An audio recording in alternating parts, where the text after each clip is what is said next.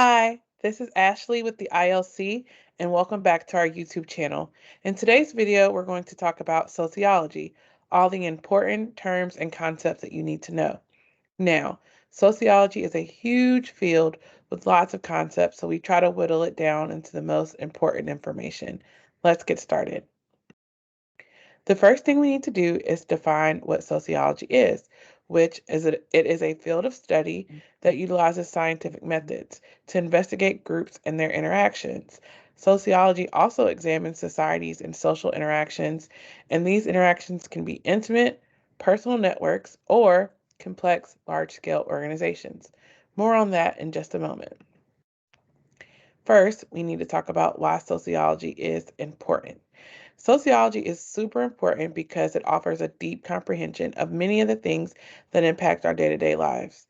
One of the things that sociology helps us remember and know is that the underlying factors behind social disparities, including variations in social behavior.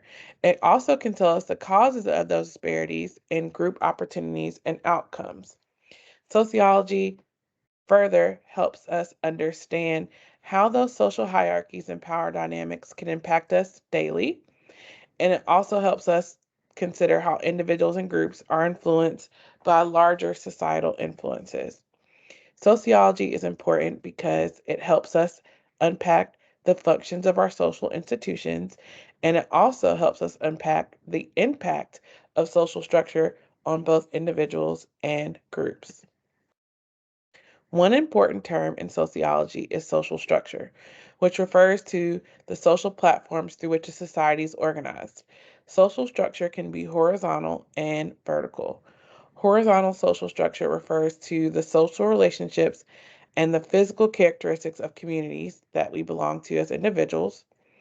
Vertical social structure, you may have heard referred to as social inequality, and it refers to ways in which a society or group ranks people in a hierarchy. Moving on from that, another important term in sociology is socialization, which refers to the process wherein people understand societal norms, expectations, and how they learn to accept society's beliefs. In fact, socialization allows us to become aware of social and societal values. There are three important stages of socialization. The first one is the primary stage, which occurs in childhood.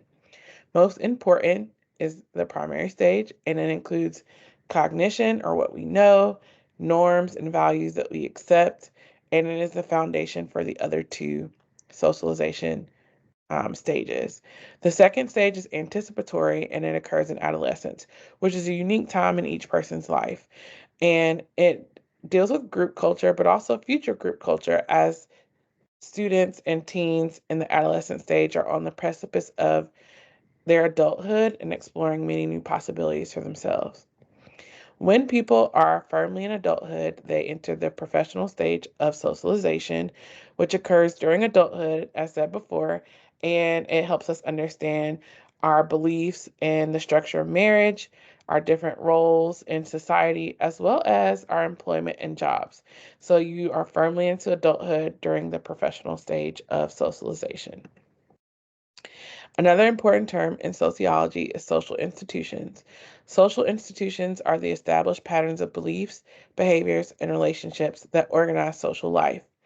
Social institutions exist to meet society's fundamental needs, such as providing structure, guidance, and order. So, the social institutions that you are probably aware of are your family and your family unit, different religions, whether it's Christianity, Islam, Buddhism, or more, education, your education level, and the educational institutions that are available for you to study, and the government, whether it's local, state, or federal government, and how it impacts you and the world around you. Finally, another term that's important is culture. Culture is a group's shared beliefs, values, and practices. Culture has many signifiers, and one of them is non-material culture and one is material culture. So the objects belongings of a group of people are considered material culture. Examples of material culture include jewelry, clothing, and hairstyles. Non-material culture, however, consists of the attitudes and ideals and beliefs of a particular society. Examples of non-material culture include etiquette, rituals, and laws. Both non-material and material culture work together to shape someone's cultural beliefs. Conflict theory actually is pretty much everywhere once you start to look for it. It claims that society is basically always in conflict and competition for limited amounts of resources. Conflict theory is also helpful in understanding so many societal ills like war and poverty and more conflict. So all you have to do is turn on the news, scroll through Instagram, check out X, and you'll see all examples of conflict theory. Conflict theory assumes that those who are the haves stay in power by disenfranchising the have-nots, and it's often at their expense and suffering.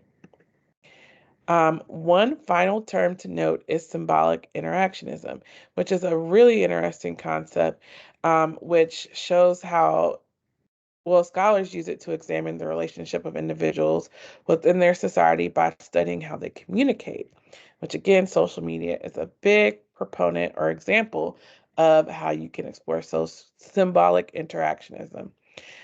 So the ascribed meaning from things comes from how we interact with them, and they're interpreted by a person differently when dealing with them in a specific circumstance. For example, if you have a growing love and appreciation for books, you might have been raised in a house where books were important, and that was re-emphasized to you at school, when you went to the book fair, or at home when you read a bedtime story, or at church when you got a valuable book from one of your fellow parishioners. So symbolic interactionism really deals with what symbols we interpret as a community. So how does sociology affect me in real life? Well, conflict theory, like I said before, can help you understand social classes or inequalities.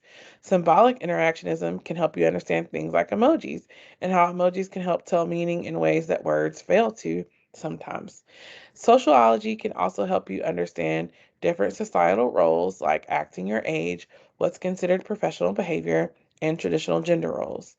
Emotional expectations, such as who is allowed to cry and be feminine and who has to suck it up and be masculine, are all things that you can explore through the lens of sociology. And finally, terms like carbon footprint and how adamant you feel against animal testing are different ways to apply sociology in real life as well. So, today in this video, we have defined sociology and explained why it's important and how it can impact your daily life.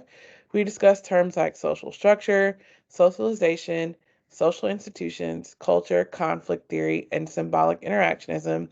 We talked about examples of sociology in the real world. So thank you for watching this video. All those topics could be in-depth videos, so make sure you subscribe for more so that you continue to study sociology, and we hope to provide you with more helpful videos in the future. Thanks for watching.